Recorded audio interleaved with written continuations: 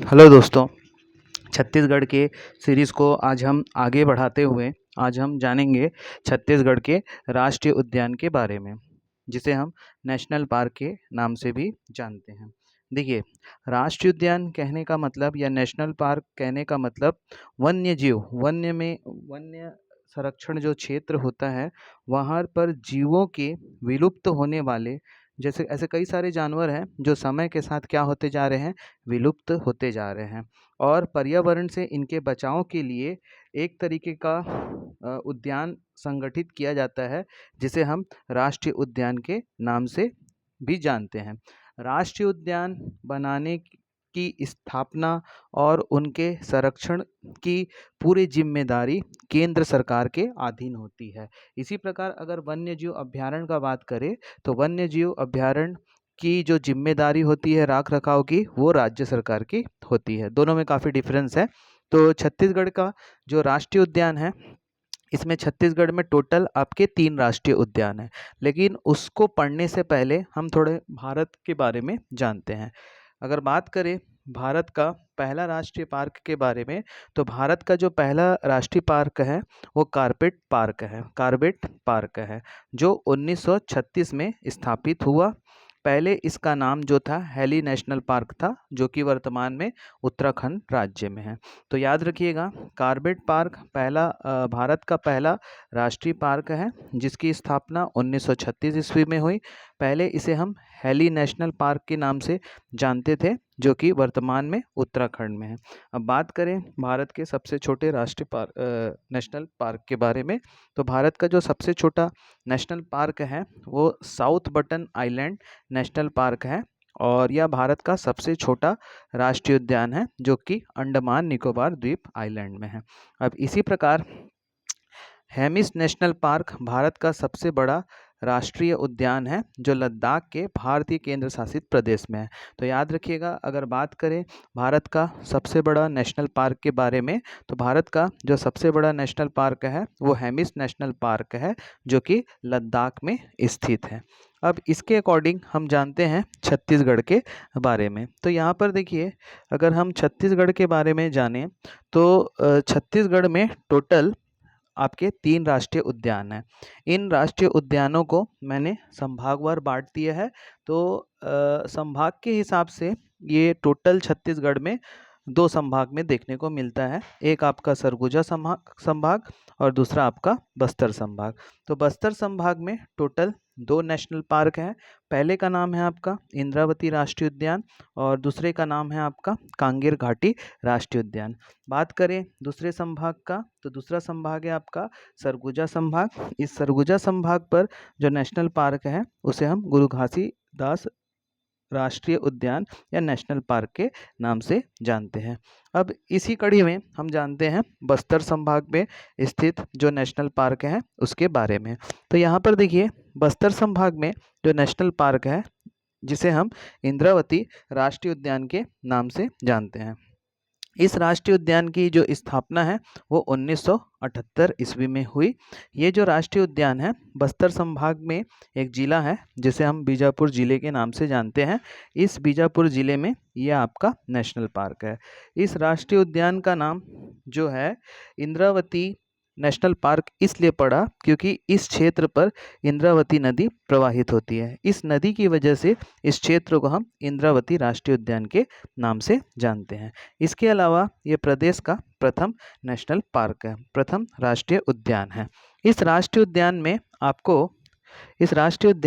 आपको बाघ, जंगली भैंस, बारहसिंगा आदि देखने को मिलता है। 1983 में इसे प्रोजेक्ट टाइगर में शामिल किया गया था। 1983 में इसे प्रोजेक्ट टाइगर में शामिल किया गया था, और वर्ष 2009 में इसे टाइगर रिजर्व घोषित कर दिया गया। तो 1983 में इसे प्रोजेक्ट टाइगर में शामिल किया गया था, और वर्ष 2009 में इसे टाइगर रिजर्व का दर्जा दिया गया। इस उद्यान क्षेत्र में एकमात्र सेंचुरी खेल अभ्यारण्य स्थित है, जिसे हम कुटरू के नाम से जानते हैं। तो इस उद्यान में इस नेशनल पार्क में एकमात्र खेल अभ्यारण्य स्थित है, जिसे हम कुटरू के नाम से भी जानते हैं। इस राष्ट्रीय उद्यान का क्षेत्रफल आपका 1258 वर्ग किलोमीटर है। अब बात करें हम दूसरे राष्ट्रीय उद्यान का, जिसका नाम है कांगेर घाटी राष्ट्रीय उद्यान। कांगेर घाटी जो राष्ट्रीय उद्यान है, इसकी स्थापना 1982 ईस्वी में की गई। यह जो कांगेर घाटी राष्ट्रीय उद्यान है, ये बस्तर जिले में विस्तृत रूप से फैला हुआ है। इसका जो क्षेत्रफल है, ये 200 वर्ग किलोमीटर है। इस राष्ट्रीय उद्यान को कांगेर घाटी राष्ट्रीय उद्यान या नेशनल पार्क इसलिए कहा जाता है क्योंकि इस क्षेत्र पर एक नदी प्रवाहित होती है, जिसे हम कांगेर नदी के नाम से भी जानते हैं, जिसकी वजह से इस क्षेत्र को हम कांगेर घाटी नेशनल पार्क के नाम से जानते हैं। इस क्षेत्र पर आपको पहाड़ी मैना, उड़न गिलहरी और रिसस बंदर देखने को मिलते हैं। इसके अलावा यह प्रदेश का सबसे छोटा राष्ट्रीय उद्यान है। तो ये वाला जो क्षेत्र है, ये प्रदेश का सबसे छोटा राष्ट्रीय उद्यान है। इस उद्यान के भैंसाधरा नामक स्थान पर आपको प्राकृतिक रूप से मगरमच्छ देखने को मिलते हैं। इस क्षेत्र पर एक क्षेत्र है जिसे हम भैंसाधरा नाम से जानते हैं, और ये जो क्षेत्र है, इस क्षेत्र पर मगरमच्छ की अधिकता है और ये प्राकृतिक रूप से मिलते हैं। अब बात करें इस राष्ट्रीय उद्यान में छत्तीसगढ़ का जो राजकीय पक्षी है, जिसे हम पहाड़ी मैने के नाम से भी जानते हैं, इनका राख रखाव या संरक्षण किया जा रहा है। इस राष्ट्रीय उद्यान में एक पार्क स्थित है, जिसे हम तितली पार्क के नाम से भी जानते हैं।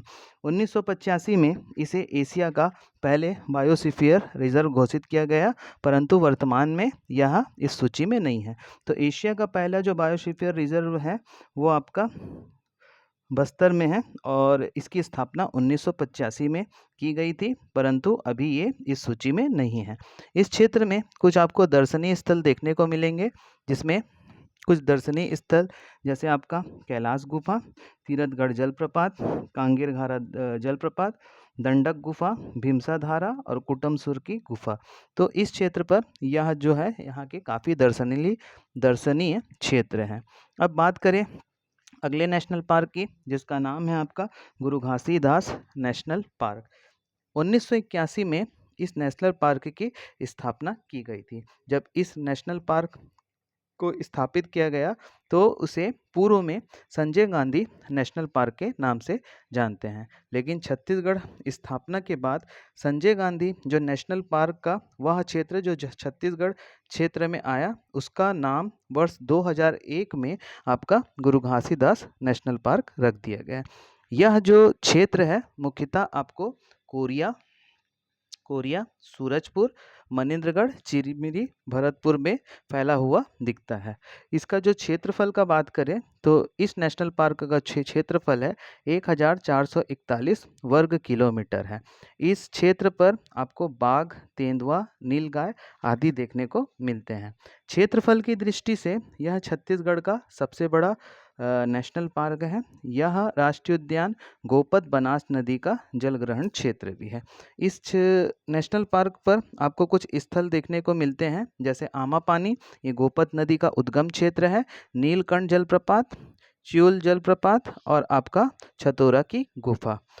अगर आपको मेरा बनाया गया यह वीडियो नेशनल पार्क का अगर अच्छा लगा हो तो प्लीज़ लाइक, शेयर और कमेंट ज़रूर करिएगा। धन्यवाद। इसके अगले स्लाइड में भी हम इसमें कुछ जानेंगे कि नेशनल पार्क में मैं आपको इसमें कुछ मैपिंग के हिसाब से भी बताऊंगा और इसके कुछ कंटेंट वो अगले वीडियो में मैं अपलोड करूंगा। धन्यवाद।